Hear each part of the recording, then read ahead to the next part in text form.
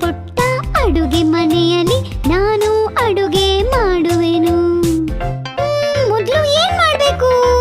Gas ಒಲೆಯಲ್ಲಿ cooker ಇಟ್ಟು ಮೊದಲು ಅನ್ನವ ಮಾಡುವೆನು.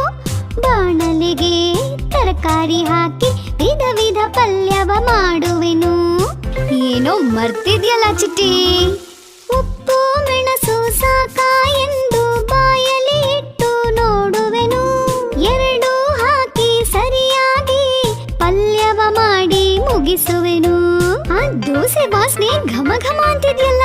ಕಾವಲಿ ಮೇಲೆ ಹಿಟ್ಟನ್ನು ಹೊಯ್ದು ದೋಸೆಯ ಬೇಯಿಸಿ ತೆಗೆಯುವೆನು. ಬೆಣ್ಣೆ ಹಚ್ಚಿದ ಬ್ರೆಡ್ ಅನ್ನು ಟೋಸ್ಟರ್ ನಲ್ಲಿ ಟೋಸ್ಟ್ ಮಾಡುವೆನು. ಏನ್ ಚಿಟ್ಟಿ, ಊಟ ತಯಾರಾ? ಗುಂಡಾದ ತಟ್ಟೆ ಲೋಟಗಳನ್ನು ಮೇಜಿನ ಮೇಲೆ